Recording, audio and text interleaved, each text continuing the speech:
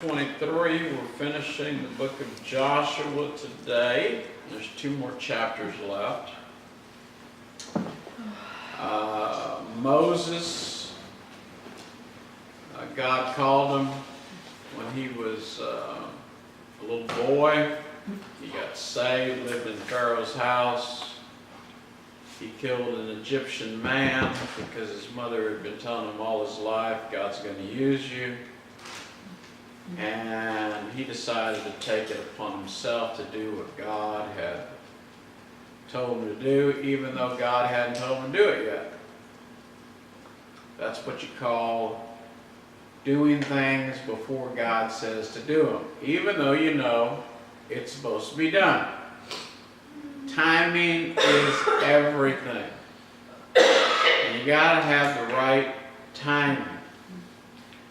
Moses eventually gets married, runs away from Egypt, moves, gets married, has a couple of kids, takes care of sheep.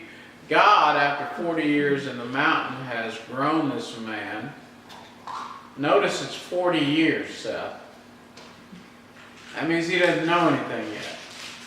He's still a young man when he first did this. And he finally gets married at a young age, mid-20s, gets older. He's in his 60s now. Goes back, gets the people from Egypt, crosses over the Red Sea, the army drowns, everybody's shouting the victory. He's leading this rebellious people that believe in God, but also want to live God their own way. He tells them, we're going to go to the land of milk and honey, cross over the Jordan, and we're going to get all the land.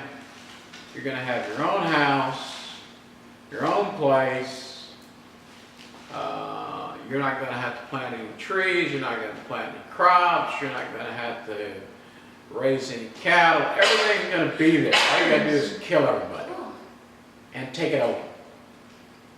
It's like going over to the richest cattleman in Texas and going over there and killing everybody and taking over the land. And nobody says anything because they're all scared of you. Not the police, not the federal government, nobody. They didn't have the federal government back in those days. So what do the people do? They send 12 spies, Moses does. Joshua is one of them. Caleb is the other. They come back and say, there are too many giants. And we'd be like grasshoppers. And because of that, they decided we're not going to cross, even though they've seen every miracle. They saw all the miracles performed in Egypt. Just because you witness a miracle in somebody else's life and in your own life does not make you a believer in God. It does not give you faith to believe in God. Total darkness.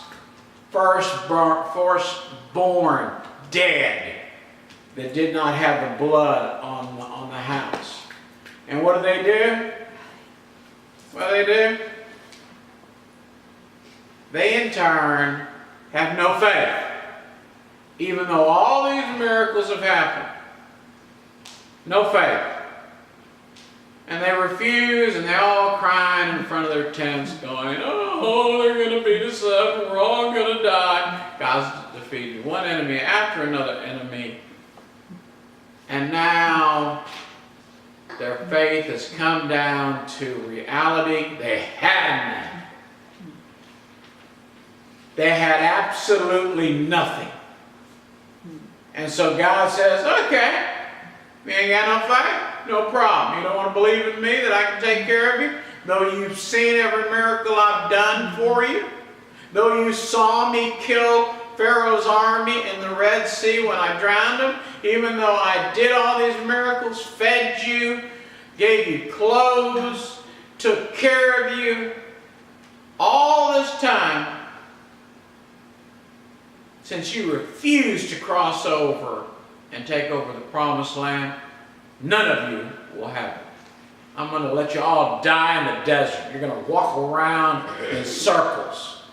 Imagine trying to get to the 7-Eleven and you walking around in a circle for 40 years.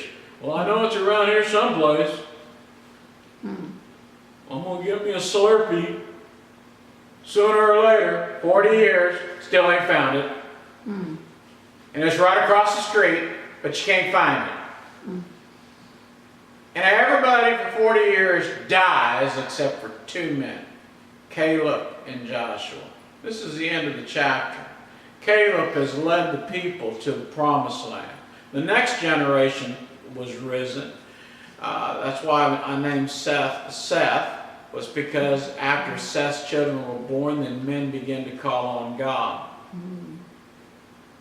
His children started calling on God. His children had faith. His children went on to do something for the Lord. These people know nothing. So Joshua tells, after everybody's dead, Moses is dead, Aaron is dead, the high priest is dead, we're going to get a new high priest, I'm the new leader, I'm going to take you over to the promised land. Now, if you don't want to come, stay behind and die. You want to be like your grandma and grandpa and daddy and mommy that had no faith in God? Go ahead. But I'm going over there and I'm getting what God has promised me. And all of Israel said, you know what? The heck with them people that was before us, our grandparents and our parents and everybody else. I want the promised land too. I'm going with you, Joshua. I will cross over with you because I don't want the same thing happening bad and wandering in the desert for 40 years. Most Christians are that way. They're wilderness Christians. That God feeds them, God takes care of them, God supplies water for them, food for them, clothes for them, leads them by a cloud by day, a fire by night. They think they have it all, but in reality, they're wilderness Christians living with the scorpions, and they're living with the snakes, and they're out in the desert instead of living a life of milk and honey, the promised land.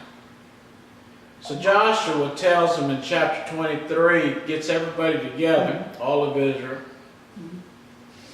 He gets them all together, and it came to pass a long time after that the Lord had given rest unto Israel from all the enemies round about. Everybody's dead. And Joshua waxed old and stricken in age, and Joshua called for all Israel, for the elders and for their heads and for their judges, for their officers, and said to them, I'm old, man. I'm old, stricken in age. You've seen what God's done to everybody that's fought against us, all the nations. And you saw how God fought for you. You saw how I divided the land by lots. There was no favoritism. You know, you go to some churches, and some churches, when they get bigger, they start having little cliques in church. And this clique won't mix with this clique, and that clique won't mix with that clique, because they're all got their independent little cliques. So their friends won't talk to our friends, and we can't talk to your friends, because your friends are another clique. So everybody has their own little cliques. He says, listen, God fought for you. He's done a great job. He's divided the land. There was no, I'm going to give you more because I like you more. None of that. He divided the land equally. He said, I have cut off even the great sea westward. He's talking about God. God did it. God expelled everybody out, drove them all out. Why? So he could take care of the land. Then he tells them, be ye therefore, this is an old man talking now, be very courageous. That is a courageous man. You face your battles. You don't run.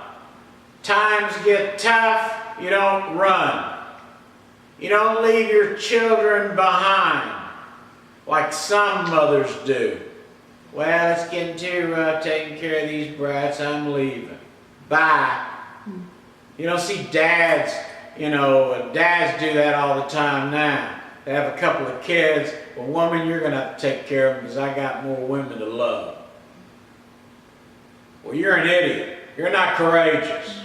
A courageous man's going to stick it through the good times, the bad times. A good woman's going to stick it in during the good times and the bad times. And let me prophesy now. 2018 is coming up. There's going to be a good time and there's going to be plenty of bad times. So hold on. Amen. You better hold on. You better be courageous. Amen. Stay with God. Very courageous. Keep and do all that is written in the book of law of Moses, and turn not aside from the right hand or the left. You know what he told them Jews?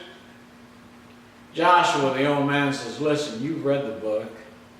You've read